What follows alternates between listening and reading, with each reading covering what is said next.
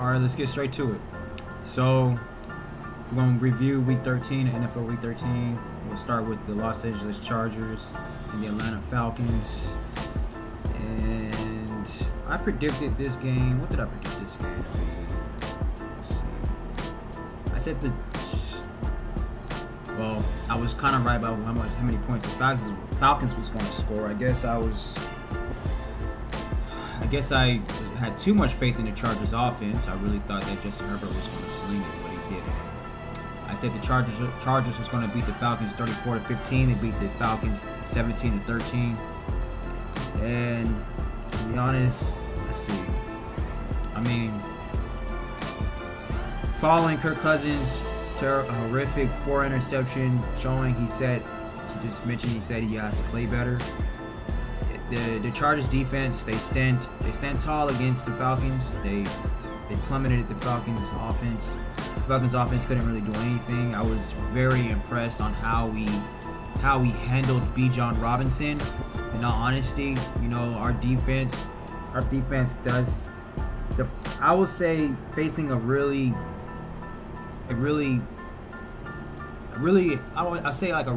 type of a running back that's really great in between the tackles is the Chargers defense weakness. Because I mean, I have seen really pretty much 3 of the games that we have lost, we have been bullied by the running game. The Cardinals, the Ravens, and let me see. Because we lost to the Cardinals, we lost to the Ravens, we lost to the Chiefs, we lost to the Steelers. Now, I'll just say 2 of those games. Out of 2 of those games, we really could not stop the run, which is why we really lost the game. If we probably could have stopped the run with the Ravens, we more than likely would have won that game. If we could have stopped the run with the Cardinals, we would have won that game. And so I was hoping that wasn't going to be the same case with the Falcons. Bijan Robinson isn't he's a good running back. He's a really good running back, actually. But I don't think he's the type of bruiser of the James Conner or Derrick Henry. So, but still, though, I was still concerned. And we held him. We had a rough day when possessing the ball, finishing with under 200 yards of offense on the day and 3 for 11 on third downs. Our offense was just not clicking at all. I guess that injury to J.K. Dobbins really hurt us. The Chargers' output in a win was historical, which only further emphasizes how valuable our defense was to this victory. So we had 4 INTs, and that was pretty much the only important piece in our performance. So we faced the Falcons pretty well. We forced them. Historically, we played really well against the Falcons. And let's see here.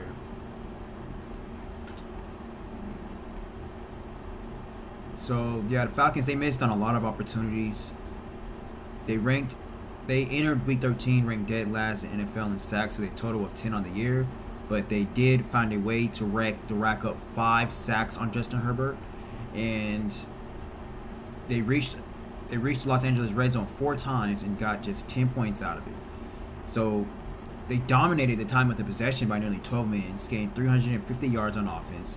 Bijan Robinson, we did contain him for the most part, but he did have 102 yards and a touchdown on 26 attempts, but they pretty much just got 13 points out of all of that. Just to see here, anything else important to go over on this? Young Ho Cole, he missed a field goal in the first quarter, and pretty much Falcons, they fought 6-6, and Kirk Cousins' touchdown interception ratio over his last 3 outings is 0 touchdowns and 6 INTs. And I said it before, man. I said this earlier this season. I said that I predicted for Kirk Cousins to be benched by week 5. I said that. Now, I did push back on that a little bit. I was like, he more than likely is not going to get benched by week 5. I think it was week 5 when I said it, he wasn't benched. But I was like, if he can keep playing well, he more than likely won't get benched. But I was pretty much saying that I wasn't pushing back on the fact that I did not have any faith in Kirk Cousins, that I did not like Kirk Cousins, that I think he's a very overrated quarterback, and I never thought he was good. I never thought he was a good quarterback ever. I mean, I said this is documented in my videos, it's documented in my writings, on Medium. I never understood what the hype of Kirk Cousins. I never understood the hype. But that's besides the point. So it's looking like that my prediction could be accurate. I mean, it's not week 5, it's week 13, but he has not played well over the past month.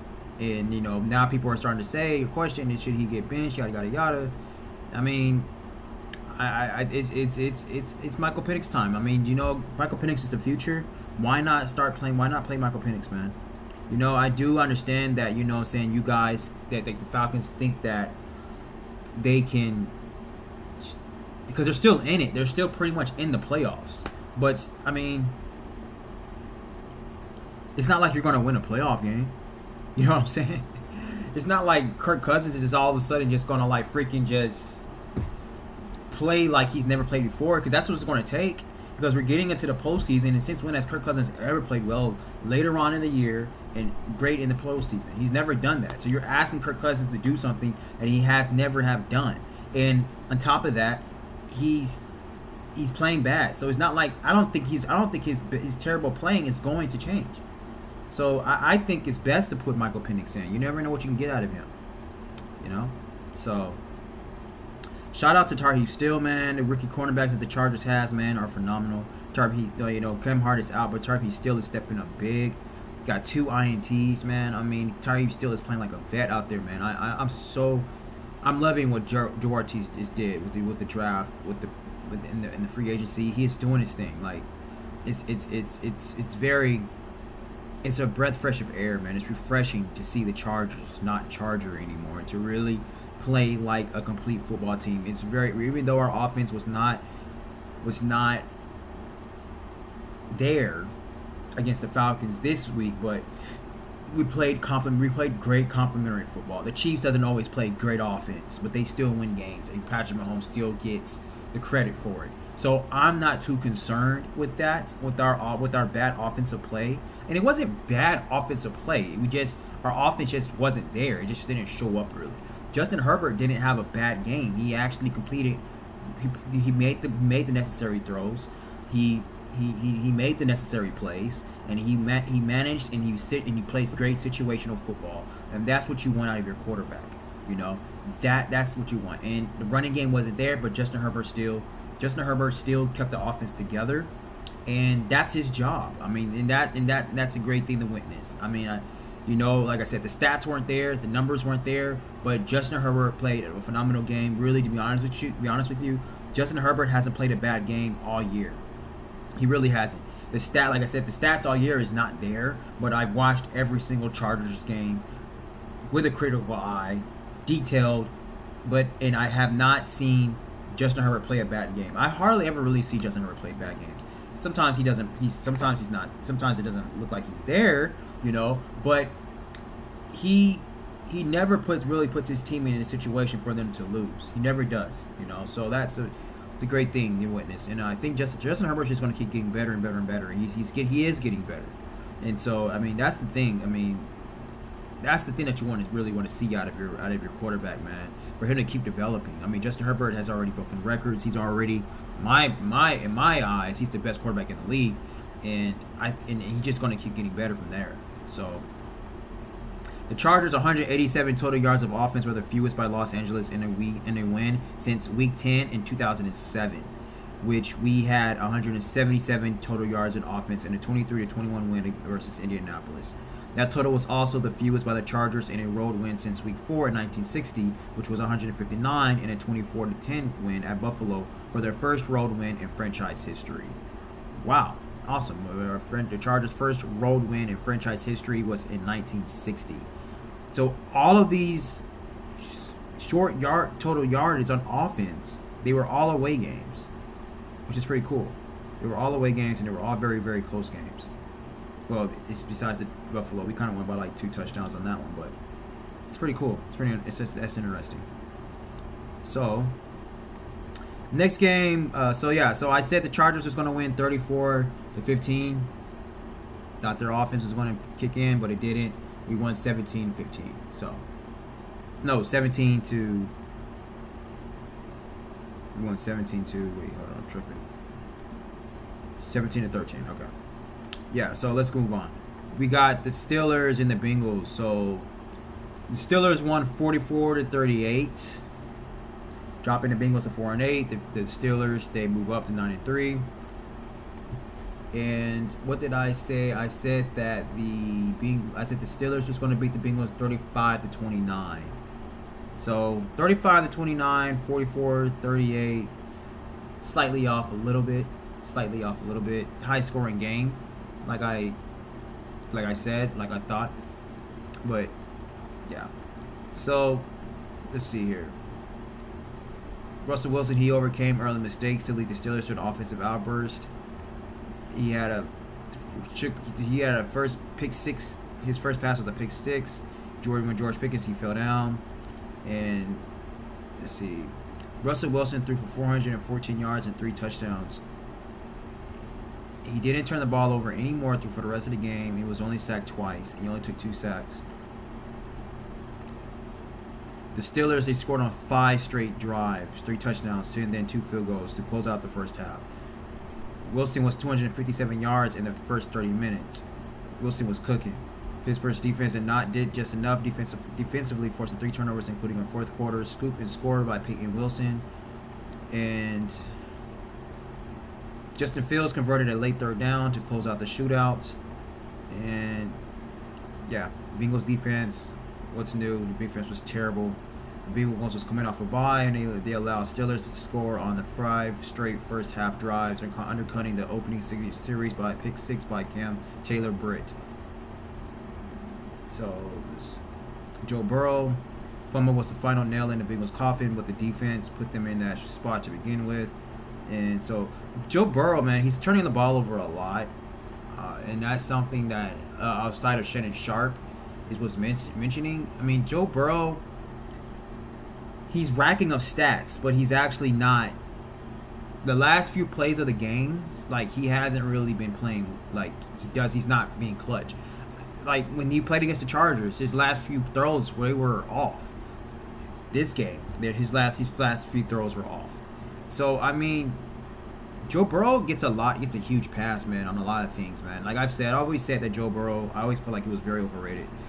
And I still think he's very overrated. I think he's a good quarterback. I think he gets a top 5-6 quarterback range. I wouldn't dare have Joe Burrow in my low top 5. I have not seen enough from Joe Burrow. Okay, great. He went to the Super Bowl. He went to the AFC Championship. So what? Who cares? Like, I'm not going to call Joe Burrow one of the greatest quarterbacks. Well, I mean, slightly he kind of is one of the best quarterbacks in the league, but I'm not going to sit here and act like he's like a top 3 quarterback because he went to the Super Bowl and went to an AFC Championship. That's just dumb. You know, because like if you're going to be honest, if we're really going to be honest here, do we really know what Joe Burrow looks like outside of Jamar Chase and T. Higgins? We really don't. I mean, and he hasn't. He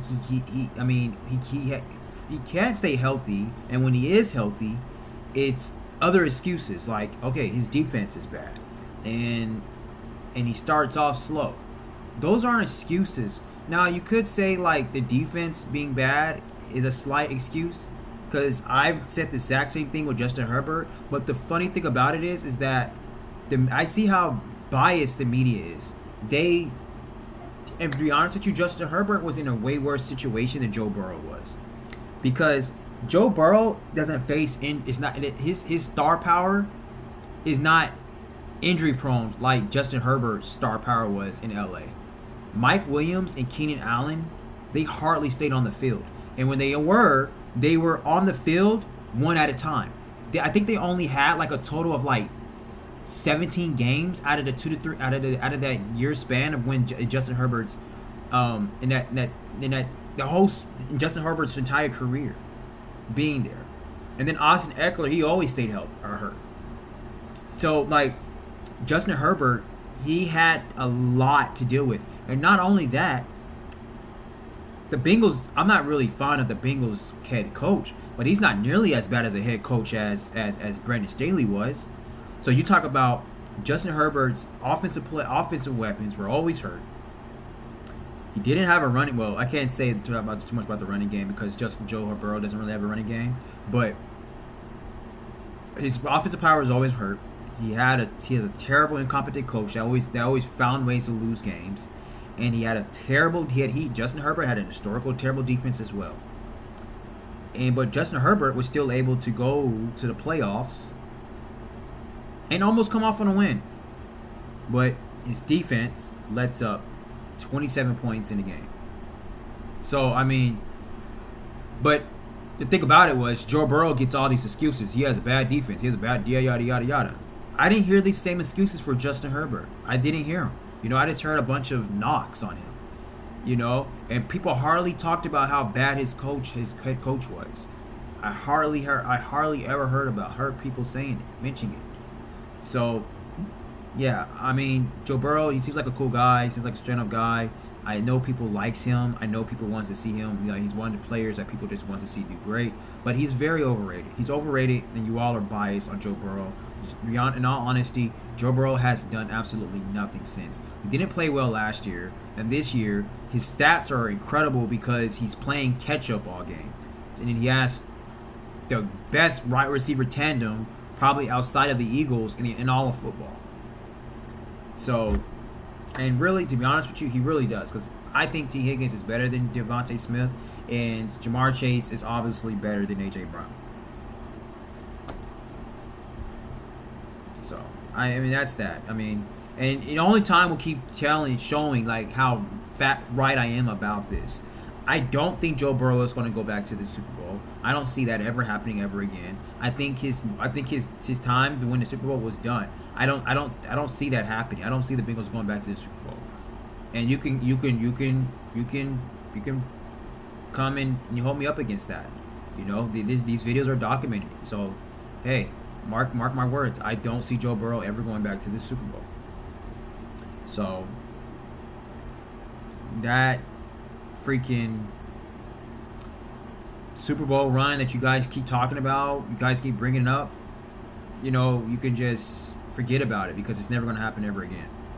So you can stop trying to use that as an justification and reason to still try to prove your point on Joe Burrow being amongst the NFL's elite.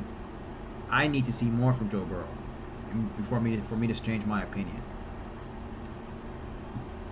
Joe Burrow, he had a mixed performance under pressure, completing 8 of 14 passes for 106 yards and 2 touchdowns, but also taking 4 sacks, tying the season high and losing 2 fumbles. The Steelers' defense brought pressure from all angles, with 4 defenders recording at least 4 pressures, while generating pressure on 80% of their blitzes, 8 out of 10. The Bengals have lost 4 games when scoring 30 or more points, tied for the most in a single season in NFL history with the 2002 Chiefs. So, let's move on. We got the Houston Texans and the Jacksonville Jaguars. Let's see. So I said that the Texans. I said the Texans was going to win this game, and I said they was going to win this game 24-10, and they won 23-20. So, fairly close. So, the Texans, they survived a very close game. They took a 23-6 lead early in the fourth quarter. The Texans appeared, and then all of a sudden, Trevor Lawrence, he got knocked out of the game, which I will make a separate video on that. I think that I don't think the hit was as bad as people were trying to make it, but I don't want to go too deep into that. But, hey, I mean,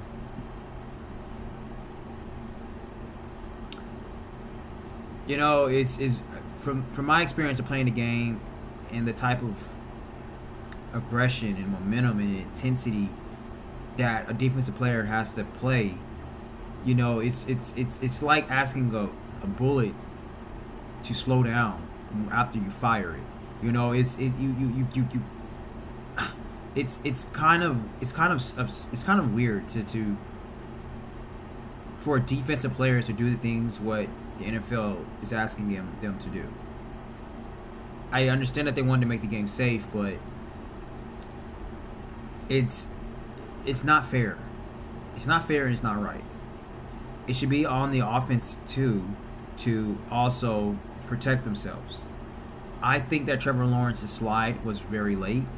I think that he could have, if he knew he was going to take a slide, he should have slid way before he got before close range to the defender.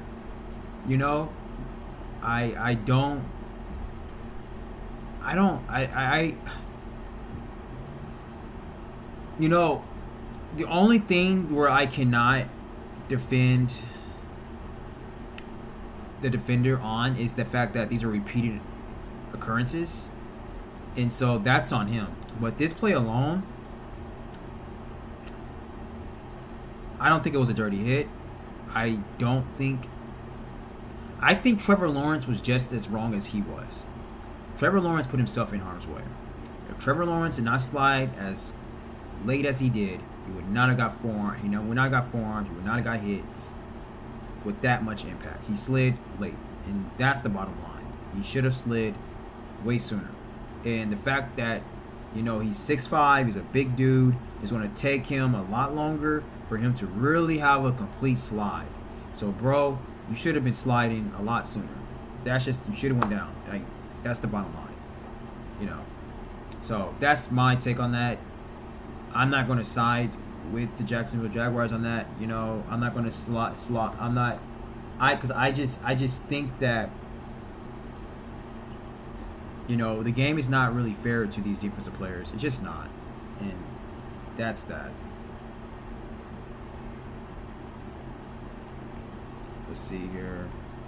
I'm reading reports that the Jaguars may have to consider shutting down Trevor Lawrence for the rest of the season. Joe Mixon is the first player all time to have 100-plus rushing yards and one or more rushing touchdowns in 6 straight road games. That's awesome. Let's see here. Let's move on.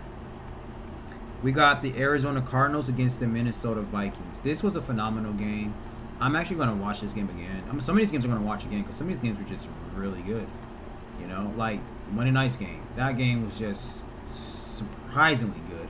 I actually thought that game was going to end up being boring, and I'm so happy that I was wrong. That was really a really great game. Very entertaining game between the Browns and the Broncos.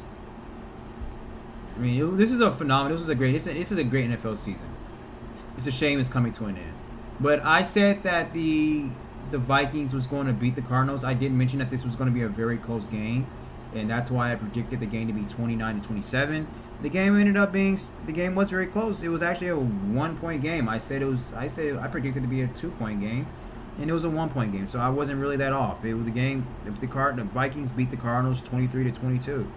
Everything that happened in this game, I was not surprised at all. It was as expected. And my boy Sam Darnold, you will see great fight on. He had a great fourth quarter comeback, and nothing worked really for the Vikings offense early on. They generated just 5 first-half first downs and 75 total yards. Minnesota settled for 2 field goals and an Aaron Jones fumble, but that picked the defense behind the 8 ball early, and it took a falling behind 19-6 in the third quarter for the Vikings to kick it into gear. So let's see here.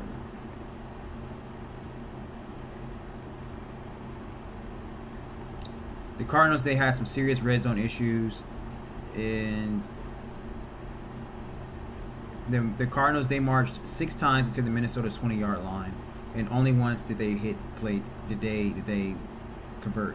Going 1 of 6 in the red zone usually gets and they had a short missed field goal, and Kyler Murray threw a pick, and the Cardinals, they pretty much just. They made a lot of costly mistakes in this game.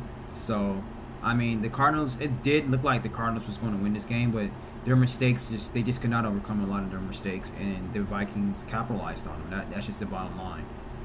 So the Vikings defense it stood really tall, and they did their thing against the Cardinals, and so yeah.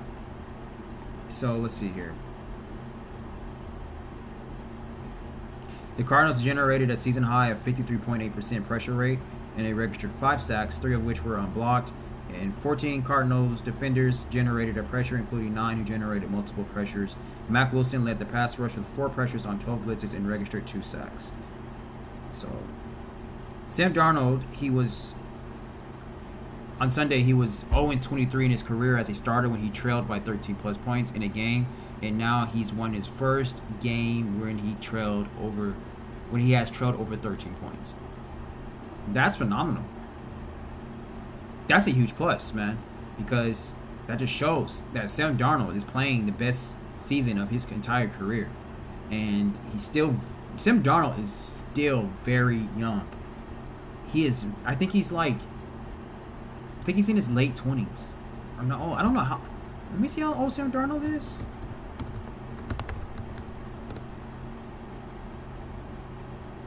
He's 27. He's 27, dog. And he's having the best year of his career. That shows you that Sam Darnold is developing. He's getting better. I say this all the time. Football is a developmental game. It's a game about getting better. And not everybody does get better. But when you're in the NFL and you're getting better, you're going to have a long career, especially as a quarterback. And I am so happy to be seeing Sam Darnold doing that. I've always had faith in Sam Darnold. Well, I have faith in every USC player.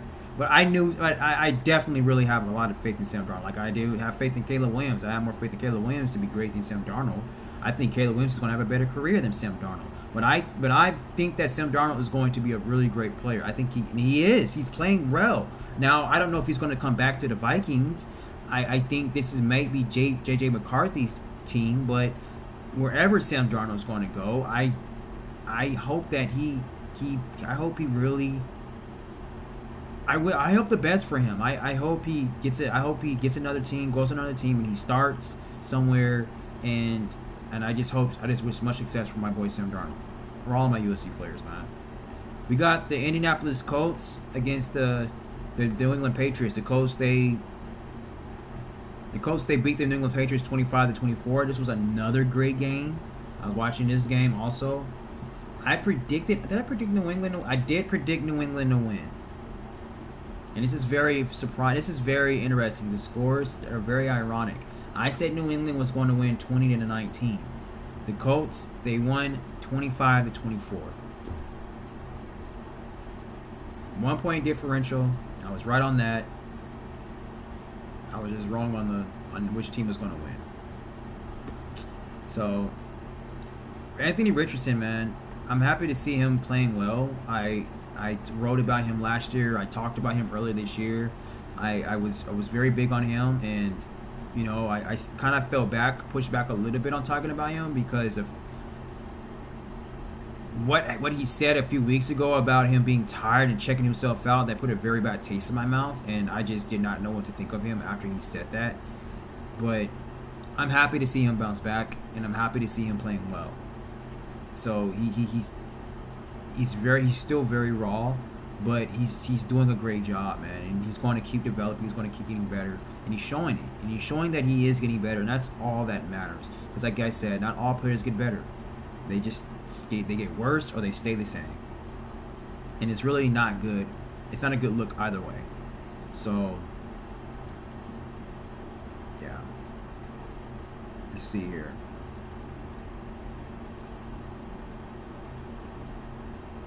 See if there's anything important on this game else to talk about. I mean, Anthony Richardson, he was on and off throughout this game, but for the most part, he did play well. He was clutch in some very meaningful drives.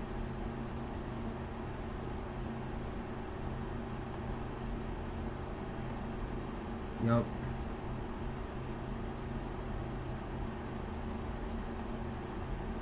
Okay. Just nothing too much to talk about.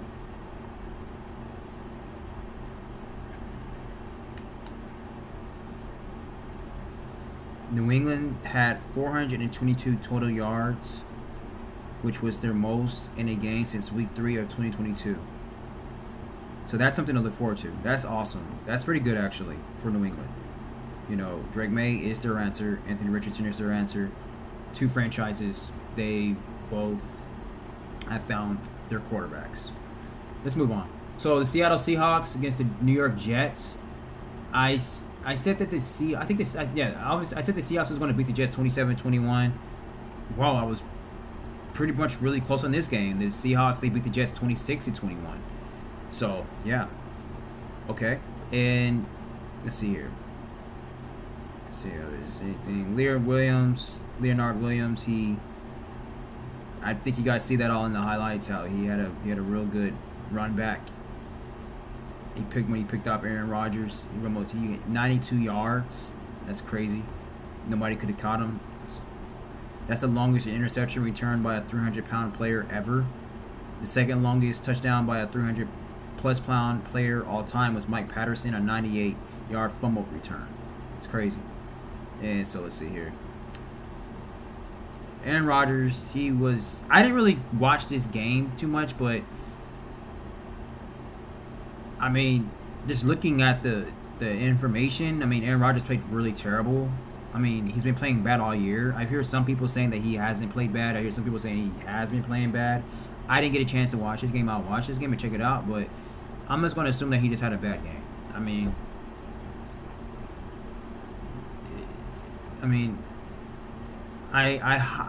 there are some people who's very biased about Aaron Rodgers, and they're going to want to make their case about him not playing bad ball. But I have not seen good ball from Aaron Rodgers all year.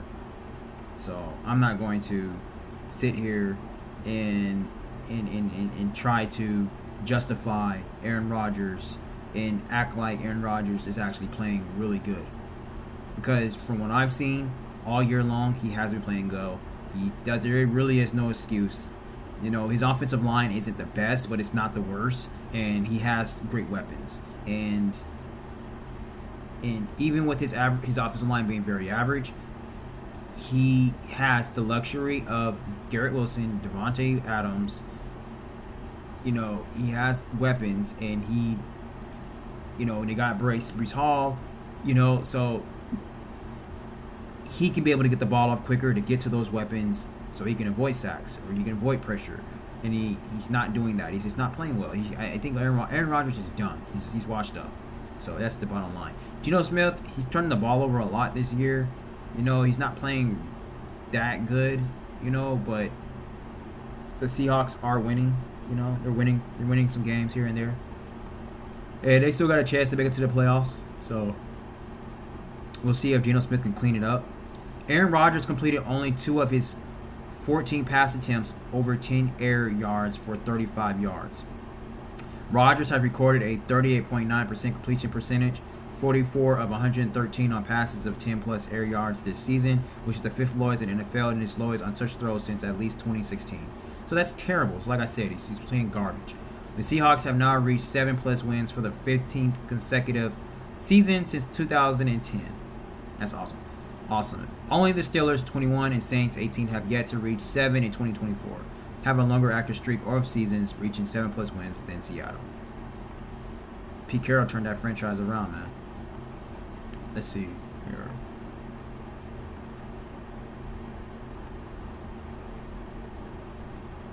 We got the Commanders against the Tennessee Titans. Now, I was on a streak of really great point differential, and I was also on a streak of I've also been kind of accurate on the teams that I said was going to win. This game, when I was watching it, I was looking at it, I was like, man, I could not have been any more wrong about this game than ever. I mean, goodness gracious. I predicted the Titans to beat the Commanders, and they didn't. They got blown out. And this game was over when it first started. So, Commanders, they got back on track on this game. And so I also mentioned that Jaden Daniels is overrated. I said that the Tennessee defense was going to shut him down, and I was wrong about that. I still don't know about him being overrated or not. I mean, no, maybe he's not overrated. Maybe Jaden Daniels is not overrated, but I don't think that. I think that if Jaden Daniels gets a little bit better, it's only going to be a tad bit better. I don't think Jaden Daniels. I think that we are seeing the best of Jaden Daniels, and and I know that's very bold to say because he's a rookie and he's playing pretty well, but I like to see what a player can show me before I start saying that he could do this, he's going to do that. I would like to see some type of. I would like to see something that can spark my thought process that you can be this type of guy. And I just don't feel that Jaden Daniels is going to get any better outside of the comfort that he's playing in. And I know that's not fair to really say, but he's really just playing the same as he did in college. He's playing the exact same way in the exact same system. I can't say that he's going to have this Hall of Fame career, or he's going to be this great quarterback. He's going to be a top 5 quarterback. I can't say that, and I won't say that until I start seeing things different. I just won't do it. So, but with all that being said, he's playing well now. The Commanders are playing well. They're in a really great position. They're more than likely going to make it to the playoffs, and that's all that matters is right now, and that's it. I think they're going to lose the first round of the playoffs, whoever they play against. I don't see them winning a playoff game, but hey. The Commanders' offense recorded 39 carries for a season high of 246 yards and 3 touchdowns on design runs in Week 13, including a season high of plus 78 rushing yards over expected and 2.8 yards before contact per carry, which is the second most this season. The Commanders scored 40-plus points for the third time in 2024, the most in a season since they set a franchise record with 4 in 1991, which was also the last time they appeared in a conference championship game, which is the longest active championship game drought in the NFL, and last time they won the Super Bowl. Wow, that's the longest drought. That's pretty cool. It's interesting. So we got the Tampa Bay Buccaneers and then the Carolina Panthers. So let's see here. What's this game at? I said. Did I predict the Panthers to win? No. I said the Buccaneers was going to win. Yeah, I said the Buccaneers is going to win 40-25. The Buccaneers won, so this game was a lot closer than what I thought. The Buccaneers won 26-23, and this game went overtime. I really thought that the Panthers is going to pull this game. And I actually, when I was watching this game, I was like, I know I predicted the Panthers to win, and I know I need them to win. I know I need them to lose for sake of credibility, but I was actually rooting for the Panthers to win this game. I was rooting for myself to be wrong. I was like, I just want to see the Panthers beat the Buccaneers, but they didn't. They almost did, but they didn't. Bryce Young, there is something right about this that I am right on this game. I told you guys, I think I was one of the very few people who still believed in Bryce Young, and who I think I was, and I think that when he was getting drafted, I thought that he was going to have a career. He's proven me right, sort of. He's playing well. He's playing with confidence, and he's being clutch. I mean, they didn't lose that game because of him, and he didn't get a chance to get back on the field. So him and Adam Thielen are looking like they're starting to click, which is awesome. And Hubbard, he did get a fumble, and so that probably cost him. But hey, man. Tampa Bay, at the end of the day, they were a bit more experienced, a bit more better coached. But hey, Panthers are showing good signs, and that's a great thing. It's a great thing for Bryce Young. It's a great thing for the Panthers. They're starting to turn it around, and at the end of the day, in the NFL, for the most part, it's not so much about how you start the season, but how you end it. And I won't say it's not about how you start the season, because you do want to start hot, but you want to finish hot, man. Finishing hot in the NFL is way more important than starting hot. That's a fact. because you could finish hot and then you start losing these games towards the end of the year, and you're not it's not a good look, man. It's terrible. That season is known as a letdown. It's a disaster if that happens. Finishing games, finishing the season on the right note, on a strong note, on a powerful note is extremely important in football, and it's extremely important in NFL. So you may not make it to the playoffs, but if you win your last 5 games or something, or 4 games, or even your last 3 games, really good moral victory wins, you can carry that win on into the offseason, into the next season. Puts a bad taste in your mouth. You lose those last 3 games, you lose your last game, and you're not going to the playoffs. And now you got to live all offseason with that bad taste in your mouth. It's just not a good look. It's just not fun. So, Bryce Young was at his best passing against the Buccaneers zone coverage in Week 13, completing 23 of 32 attempts for a season high of 242 yards. Against man coverage, Young completed just 3 of 14 attempts for 56 yards. Young was also productive on passes under 10 air yards, completing 21 of 25 attempts for a season high of 185 yards, 7.4 yards per attempt. Baker Mayfield is now 4-0 against the Carolina Panthers, one of his 3 former teams. As a Carolina starter in 2022, he had just 1 win, going 1-5 in 6 starts. So next game, we got the Los Angeles Rams against the New Orleans Saints. The Los Angeles Rams beat the New Orleans Saints by 1 touchdown, 21-14. And I think I said the Rams is going to win this game. Yeah, I said the Rams is going to beat them 28-25. So a little off on the score. I think we know 21-14. Not much to talk about in this game. LA was on the field for only 23 plays through 2 quarters, unable to sustain drives by going 1 of 5 on third downs and generating just 93 total yards compared to 174 from New Orleans. The Browns, they were shut out in the first half of a regular season game for the first time under Sean McVay. Wow. I didn't know that. Wow. They found their groove, though, and they came back and scored some touchdowns on 3 of its following 4 non-kneel possessions. Kyren Williams, they started the game. They started running the ball more with Kyren Williams, and I honestly feel like that's the offense that's what they need to put the offense through is Kyler Williams. And then you got Blake Corum out in the back, right behind them. They pretty much the same type of running backs. I think Blake Corum is actually a bit more of a bruiser than Kyren Williams. So that's what they need to start doing, man. You got Kyren Williams and Blake Corum. Pound the rock with them, man. And then you got Puka Nacua and Cooper Kupp, but you can use them in situations, and you don't have to just go out there and just pass. That's the Rams' problem, is that they're too tempted to pass too damn much. They're kind of almost like playing like the Bengals. It's like they just gotta pass. That's why they're losing games.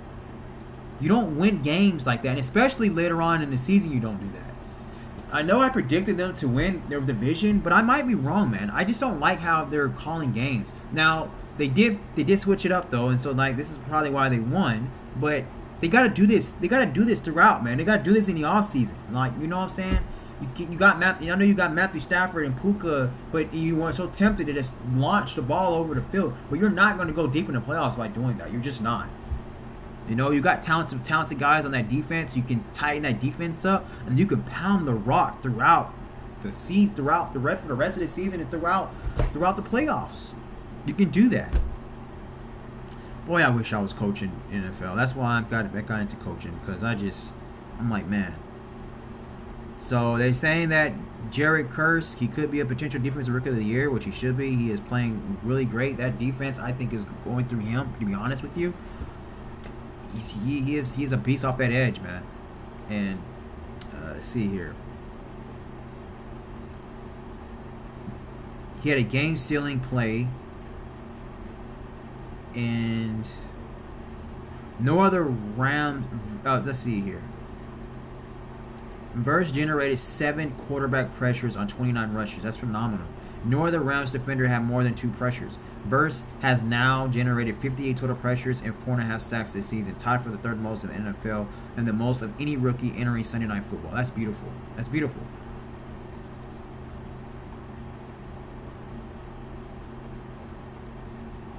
Alvin Kamara, he dashed for 112 yards with 23 attempts. mostly coming from outside runs, not in between the tackles. The interior of the Saints' offensive line is really banged up. Let's see here.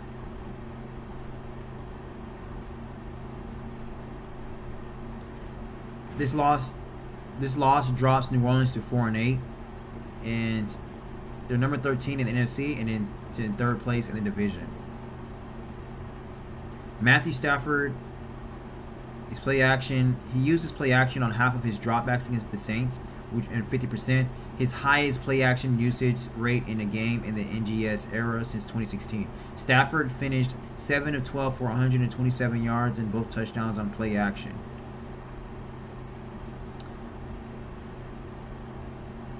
Sean McVay has got his 76th victory. He passes John Robinson for most regular season wins by a coach in Rams history. Awesome. All right, we got the Philadelphia Eagles and the Baltimore Ravens. This was an awesome game, very phenomenal game. I was expecting more of a bigger game for Derrick Henry, but the Eagles, their defense shut him down pretty much for the most part. I said the Eagles was going to beat the Ravens 30-29. I was a little bit off on the score. They beat them 24-19. So I overlooked the Eagles defense a little bit. The Eagles, let's see here.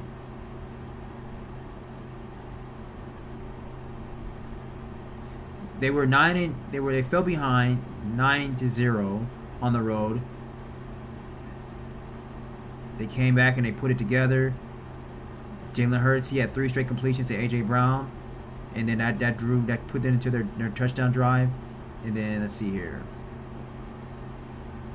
Saquon Barkley really turned it up in the second half.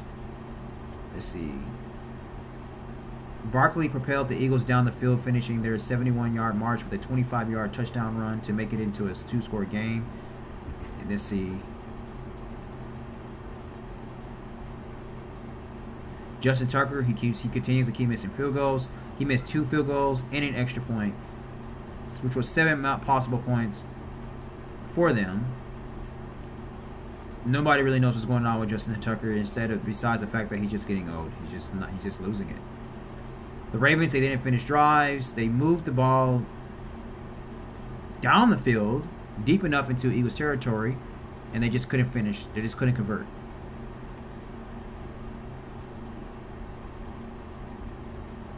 The Eagles, they are playing beautiful complementary football. They're winning on all sides of the ball. And Cooper DeJean, phenomenal player. He's playing very great. And I know you're all knowing about that open field tackle that he did on Derrick Henry. He's showing that he's a mean son of a gun. Let's see here. This Eagles is going to be a problem. The Eagles are more than likely the best team in the NFL. I thought it was the Lions, but no, it's the Eagles. The Eagles are definitely the best team in the NFL. And they're the best team in the NFL until proven otherwise. I still don't think they're going to win the Super Bowl. Just because they're the best team in the NFL don't mean they're going to win the Super Bowl. But they are the best team in the NFL. Then you guys already know who I think is going to win the Super Bowl. So we got Sunday Night Football. We got the Bills and the 49ers. Now I said that the Bills was going to blow the 49ers out 45-19. I was fairly close. The Bills, they blew them out 35-10. 35-10. So I wasn't too far off. I was 9 points off on how many points the 49ers was going to score, and I was 10 points off on how many points the Bills was going to score. So you guys, look, man, I'm telling you, man, this channel's credible, boy. I know what I'm talking about when it comes to these games. I know what I'm talking about when it comes to football. Let's see here. Is Josh Allen an MVP? You know, he's definitely playing MVP caliber football. I'm not going to take that away from him. He's top 3 quarterback without a doubt, maybe top 2. You know,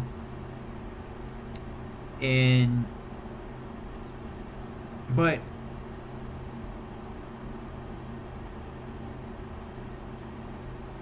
I think Saquon Barkley should get the MVP. I think Saquon Barkley is doing a phenomenal job, especially if Saquon Barkley, if he continues to keep doing what he's doing, and if he breaks the record I think Saquon Barkley should get it. Nobody's talking about how great the offensive line for Josh Allen is. Now, with that being said, the Eagles' offensive line is phenomenal too. The Eagles might have the best offensive line in all of football. So, I mean,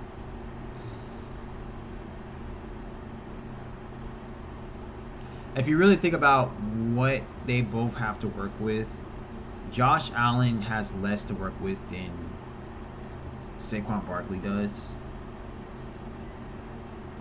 So maybe I need to change my mind and say right now Josh Allen should be the front runner for MVP. Yeah, I can't really take nothing from Josh Allen right now. He's playing phenomenal ball. Okay, yeah.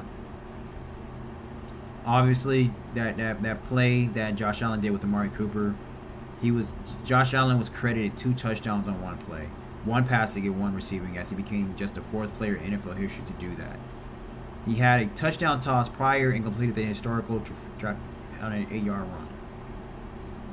So,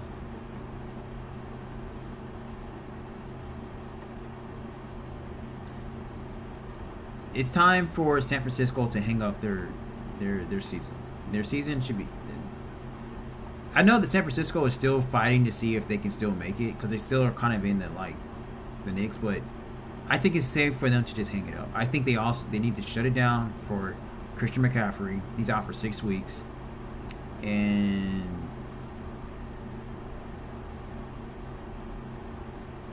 I know I said that it's good for teams to finish strong, which I'm not saying that the San Francisco 49ers should just give up on everything.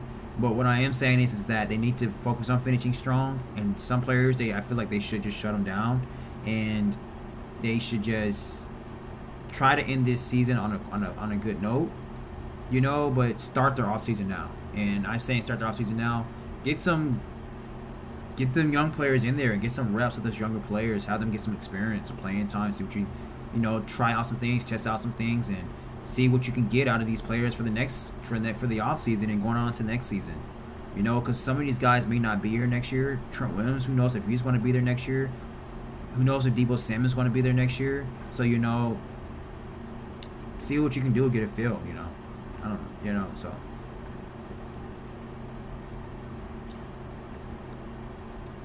The Buffalo Bills, Josh Allen, he became the 4th player in NFL history. I already talked about that. And Josh Allen passed Hall of Famer Jim Kelly for the most total touchdowns in franchise history. That's pretty cool. Josh Kelly had 244. Allen now has 248 because he was credited 4 touchdowns on Sunday. He had 2 passing, 1 receiving, 1 rushing. So that includes 2 receiving touchdowns. That's pretty cool, man. That's pretty cool. I mean, Josh Allen is doing it all. Still not going to say, I don't think he's the best quarterback in the NFL. He's definitely top 2, top 3, but hey, he's definitely a great player. Definitely a great player. All right, so last game, Monday Night Football, Browns, Broncos. This was a great game. I talked about this game kind of briefly. The Browns did beat the Broncos 22-17. And no, I said the Browns was going to beat the Broncos 22-17. In this game, the score was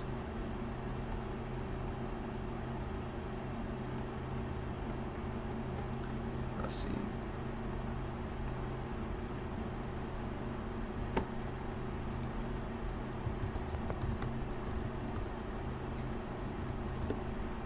Score was very, very high, much higher than what I said it was going to be. The Oh, I was wrong on this game too. Damn. So I was wrong on 2 games. I was right on all the other games. I was wrong on 2 of these games. The Broncos beat the Browns 41-32. So I was way off. 2 games I was just way off on. So I was way off on the Commanders and the Titans game, and I was way off on this game. Now, Jameis Winston is the reason why they lost this game. I mean, he had 2 pick sixes. They lost by 9 points. So But hey, it was a great game. This was a very entertaining game. Jameis Winston, he finished for 34 of 58. That's a lot of times to pass a down ball. I mean, you pass that much, you're just asking for your quarterback to make mistakes. You have Nick Chubb back there. I know Nick Chubb is coming off an injury, but again, I don't understand why these teams, why they're so obsessed with just passing the ball like down, bro. Like, it's not that deep. Are you playing to win or are you playing for style points? Which is it? I don't understand these coaches sometimes. Like, why are you having a player pass the ball 58 times? What the hell? I mean, Jameis Winston was 34 of 58, 497 yards, 4 touchdowns, 3 INTs. Bo Nix, he finished 18 to 35, 294 yards, 1 touchdown, 2 interceptions. Bo Nix, statistical wise, he didn't play well either. Now, he did, if you watch the game, he didn't play that bad. Now, I think the context in the way he played on Monday night was a lot better than what his stats are showing. See, that's why it's so important to really study this game and watch it with a critical eye and really detailedly look into what's going on, how and why are these stats getting ranked up or are happening. What is the story behind these stats? So it's the very important thing about football. That's why you can't just read these stats and just go off of that. You have to really first understand the game. And if you don't understand the game, at least watch the story. The story is what's going on in the game. How is these players getting these stats? What are they doing? So a 500-yard passing from Jameis Winston will probably not be the same as a 500 passing yard from Trevor Lawrence. Those two 500 passing yards, 3 touchdowns, Jameis Winston, 500 passing yards, maybe 1 touchdown from Trevor Lawrence. Those aren't as equal. And no, let's have them identical stats. 500, 3 touchdowns by Trevor Lawrence, 500 passing yards, 3 touchdowns by Jameis Winston. Those two, I don't care about the stats being the same. The game is not equal. Because Trevor Lawrence probably could have had a bad game on that game. He probably could have. And Jameis Winston probably could have had a better game. It's how those stats, what equated to those stats. And you can only find that out by actually watching the game. That's the only way, really. You know? I mean, and so... Now I did say that you can throw 500 yards and 3 touchdowns. Or 1 touchdown, how can you have a bad game?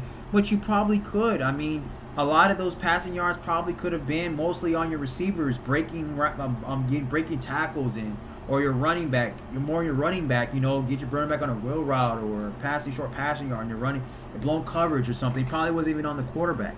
The quarterback probably wasn't even fitting it in tight spots. Maybe Jameis Winston could have been fitting that ball in tighter spots than Trevor Lawrence was, or really, really making plays, or his pocket collapsing, and he's making quick, precision throws and getting the throws off. Short throws, middle throws, outside, deep balls, all around the field. And maybe a lot of Trevor Lawrence's balls could have just been a lot of blown coverage, or his running back making more of a better play than him, or his wide receivers making better plays in short yardage and breaking free.